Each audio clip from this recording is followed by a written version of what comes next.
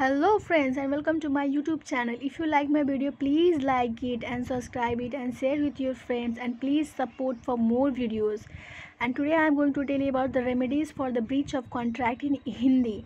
So उससे पहले हम breach of contract के बारे में भी कुछ बोलेंगे इन शॉर्ट.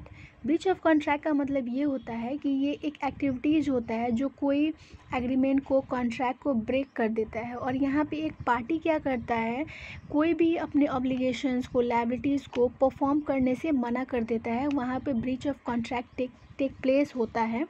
जैसे कि एग्जांपल हम लोग ले सकते हैं कि ए, मान लीजिए कि ए एडवांस पेमेंट दे रहा है बी को for the goods and services, but वहाँ पे अगर बी रिफ्यूज़ कर दे रहा है गुड्स देने के लिए due to the various reasons, बहुत सारे रीजंस हो सकते हैं नहीं देने का, उसको ही हम लोग ब्रीच ऑफ कॉन्ट्रैक्ट बोलते हैं.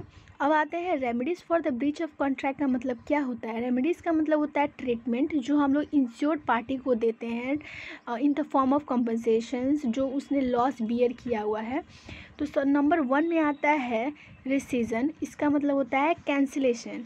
वैसे तो बहुत सारे कॉन्ट्रैक्ट जो होते हैं कैंसिल नहीं होते हैं, पर यहाँ पे क्या है कि कॉन्ट्रैक्ट कैंसिल हो सकता है अगर एक पार्टी को लगता है कि वो जो मेरा डिमांड है फुलफ़िल नहीं कर सकता है, वहाँ पे कॉन्ट्रैक्ट कैंसिल हो सकता है. नंबर टू में आता है डैमेज का मतलब क्या होता है कि यहाँ पे इंश्योर्ड पार्टी क्लेम कर सकता है डैमेज के लिए in the form of compensation जो एक कोर्ट अलाउड करेगा कॉम्पनसेशन देने के लिए जो इंजर्ड पार्टी ने सफ़र किया है due to the reason of breach of contract. Number 3 में आता है क्वांटम मेरिट. उसका मतलब ये होता है कि यहाँ पे एक जनरल रूल होता है, ठीक है, क्वांटम कन्फर्म में, कि अगर एक पर्सन है, ठीक है, अगर वो पर्सन किसी दूसरे पर्सन से कोई बेनिफिट ले रहा है तो वहाँ पे क्या होता है कि वहाँ पे ज़रूरी है कि जो बेनिफिट हमने उससे लिया है उस बेनिफिट का भुगतानी करना पड़ा. फॉर एग्ज़ाम्पल, अगर एक कोचिंग सेंटर है, उस कोचिंग सेंटर में एक टीचर ने 15 दिन ही पढ़ाया है और उसके बाद वो कोचिंग सेंटर अगर क्लोज़ हो जा रहा है तो उस 15 दिन का पैसा उस टीचर को देना होगा.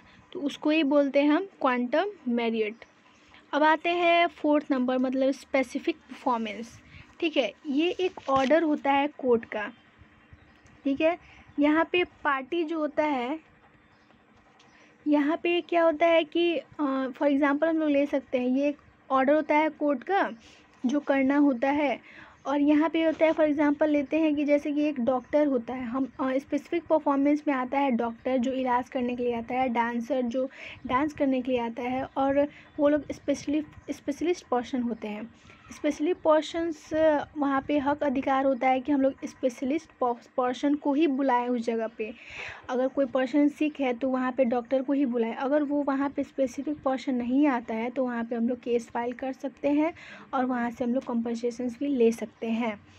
नंबर 5 में आता है इंजंक्शंस का मतलब होता है कि it is an order of court. ये एक ऑर्डर होता है कोर्ट का जो बहुत सारे रॉन्ग चीज़ को स्टॉप करने में मदद करता है on the basis of request of other party. मतलब अदर पार्टी के रिक्वेस्ट पे वो ऑर्डर फॉलो होता है.